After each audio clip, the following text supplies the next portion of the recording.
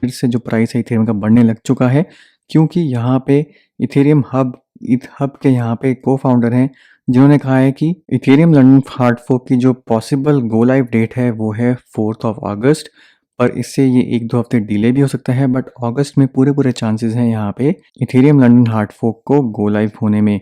तो यहाँ पे आप देख सकते हैं कि अगस्त में अगर ये लाइव हो जाता है तो कुछ ही हफ्ते बचे हैं अब, जिससे इथेरियम की फी स्ट्रक्चर में कैसे ट्रांजैक्शंस हैंडल होती हैं उसमें एक मेजर चेंज आ जाएगा। तो 9 जुलाई को 2 बजे यूटीसी टाइम के हिसाब से, यानी कि इंडिया टाइम के शाम को 7:30 बजे 9 जुलाई को एक मीटिंग होने वाली है, जहां पे मोस्ट लाइकली ये डिस्कस होगा कि कौन से ब्लॉक नंबर पर Ethereum hard fork, London hard fork जो है वो इम्प्लीमेंट हो जाएगा। और जैसे ही आप लोगों को ब्लॉक नंबर पता लगेगा उस टाइम से आप अंदाज़ा लगा सकते हैं, एक एंटिसिपेट कर सकते हैं डेट क्या होगी उस हार्ड फोर्क के गो लाइव की। अब यहाँ पे कई लोग कंफ्यूज हो जाते हैं, जब भी हार्ड फोर्क का नाम सुनते हैं उनको लगता है कोई नया कॉइन आने वाला है, बट ये एक टेक्निकल अपग्रेड है। यहाँ पे कुछ चेंज नहीं होगा, कोई भी नया कॉइन आपको नहीं मिलेगा। इथेरियम जो है वो इथेरियम ही रहेगा, आपको अपने वॉलेट्स में ही रखना है, जहाँ पड़ा है वहीं रहेगा, उसमें कुछ चेंज नहीं आएगा। तो आज है 7 जुलाई और 2 दिन बाद यहाँ पे ये डिस्कशन होने वाली है, और आप खुद यहाँ पे देख सकते हैं अपनी आंखों के सामने कि जैसे ही डिस्कशन होगी और जैसे ही डेट फाइनलाइज होगी तो उस टाइम पे इथेरियम का प्राइस और ज़्यादा इंक्रीज होने की काफ़ी प्रोबेबिलिटी है। अब हो भी सकता है कि अगर इन्होंने काफ़ी टाइम तक पुट ऑफ कर दिया, अगर 2-3 महीने और डिले कर दिया तो इथेरियम का प्राइस डाउन भी जा सकता है, बट मोस्ट लाइकली यहाँ पे जो लग रहा है कि वो अगस्त में ही गो लाइव हो जाएगा। और जैसे ही डेट अनाउंस होगी 9 जुलाई को, एक बार फिर से इथेरियम जो है वो प्राइस में मैसिव इंक्रीज कर सकता है। अब इथेरियम लंदन हार्ड फोर्क में यहाँ पे 2 चीज़ें हैं, 2 मेजर चीज़ें हैं जिस पे आपको ध्यान देना है, और क्यों ये दोनों चीज़ें जो हैं बुलिश बना देती हैं इथेरियम के प्राइस को, उसको यहाँ पे समझने की कोशिश करिए। तो लंदन हार्ड फोर्क में यहाँ पे जो सबसे क्रिटिकल चीज़ है, जो सबसे ज़्यादा यहाँ पे लोग एंटिसिपेट कर रहे हैं, वो है EIP 1559। EIP मतलब इथेरियम इम्प्रूवमेंट प्रपोजल। तो 1559 जो है EIP 1559, ये फिलहाल जो इथेरियम का फी स्ट्रक्चर आपको देखने को मिलता है, गैस फी काफ़ी ज़्यादा हाई हो जाती है जब भी ब्लॉकचेन जो है वो ओवरलोड हो जाती है।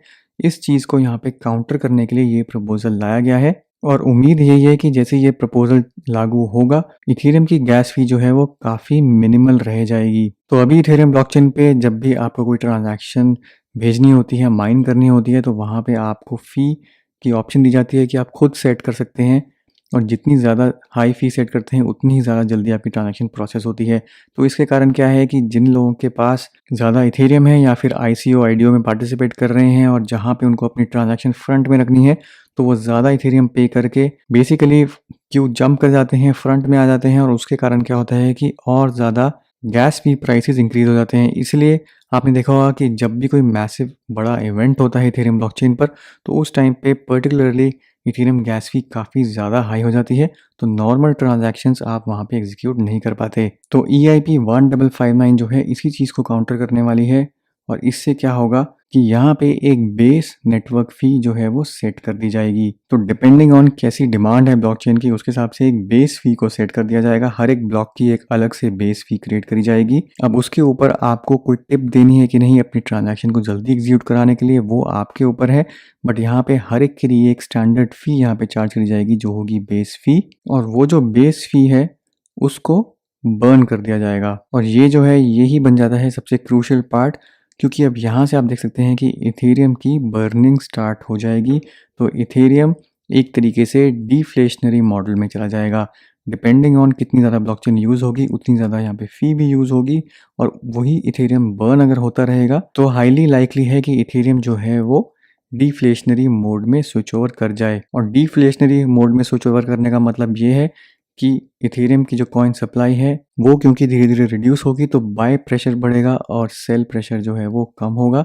इसी के कारण प्राइस पे आपको पॉजिटिव इम्पैक्ट देखने को मिल सकता है, और इसी की एंटिसिपेशन में प्राइस जो है वो बढ़ रहा है। तो the base fee changes for each block depending on the network demand. If A block becomes more than 50% full with transactions, the base fee will increase and vice versa.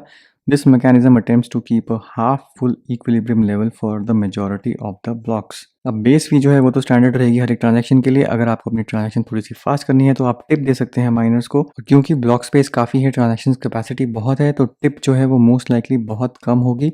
Depending on अगर आप compare करें आज की date में कि आप कितनी फ़ी दे देते हैं, उसके मुकाबले काफ़ी कम होगी अगर आपको टिप देने की ज़रूरत पड़ती भी है तो। तो यूज़र्स के लिए, यूज़र्स के पर्सपेक्टिव से ये बहुत अच्छा स्टेप है और यहाँ पे जो छोटे इन्वेस्टर्स हैं, छोटे यूज़र्स हैं जो $5-10 ट्रांसफ़र करना चाहते हैं इथेरियम पर, वो अभी नहीं कर पाते क्योंकि इथेरियम की जो गैस फ़ी है वो ही कई बार आपकी जो ट्रांसफ़र अमाउंट है उससे ज़्यादा हो जाती है।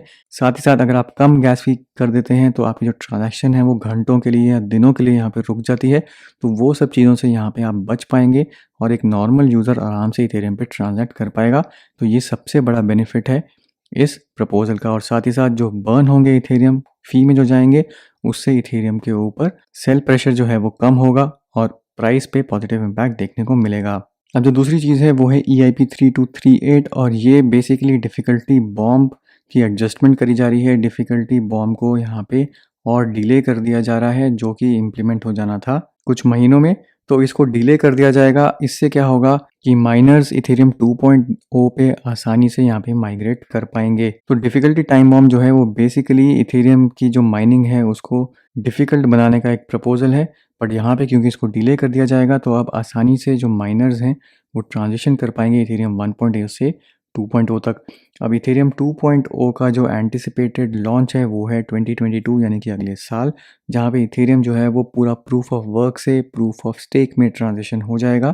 तो ये जो दोनों प्रपोजल्स हैं फी रिडक्शन के और टाइम बॉम्ब के, ये बेसिकली आप समझ लीजिए टेम्प्रेरी सॉल्यूशंस हैं क्योंकि अल्टीमेटली इथेरियम 2.0 में फ़ी वगैरह का कंसेप्ट ख़त्म हो जाएगा और वो सारा प्रूफ ऑफ स्टेक मॉडल पे चला जाएगा। अब इथेरियम 2.0 के ऊपर मैंने अलग से वीडियो बनाया था जहाँ पे मैं डिस्कस किया था कि इथेरियम 2.0 में आप क्या क्या एक्सपेक्ट कर सकते हैं, तो वो वीडियो आप जाके देख सकते हैं इथेरियम 2.0 को समझने के लिए। बट आज की डेट में सिर्फ आपको ध्यान इसी चीज़ पे देना है कि ये जो प्रपोज़ल है इसकी अगर जुलाई 9 को एक हार्ड डेट यहाँ पे सेट हो जाती है कि अगस्त में लाइव हो रहा है, तो डेफिनेटली इथेरियम के प्राइस के लिए एक बहुत बड़ा बुलिश सिग्नल होगा। तो इस चीज़ पे ध्यान दीजिए और इसको ध्यान में रख के इथेरियम में ट्रेड करिए। अब माइनर्स के पर्सपेक्टिव से ये जो चेंज है ये नेगेटिव चेंज है क्योंकि माइनर्स उतना अर्न यहाँ पे नहीं कर पाएंगे जो अभी तक गैस फी में अर्न कर रहे थे। बट उन सब चीज़ों को हम डिस्कस नहीं करेंगे। हमारा जो मकसद था वो ये था कि as a user, as a consumer, Ethereum blockchain हम लोगों के लिए यहाँ पे आसान होने वाली है, चीप होने वाली है Ethereum London hard fork implement होते ही। तो दोस्तों ये था मेरा आज का वीडियो। उम्मीद करता हूँ ये आपको पसंद आया होगा, इन्फॉर्मेटिव लगा होगा। वीडियो को जरूर लाइक करिए, शेयर करिए, चैनल को सब्सक्राइब करना मत भूलिए। मिलता हूँ मैं आपसे अगले वीडियो में, तब तक के लिए हैव अ सेफ इन्वेस्ट।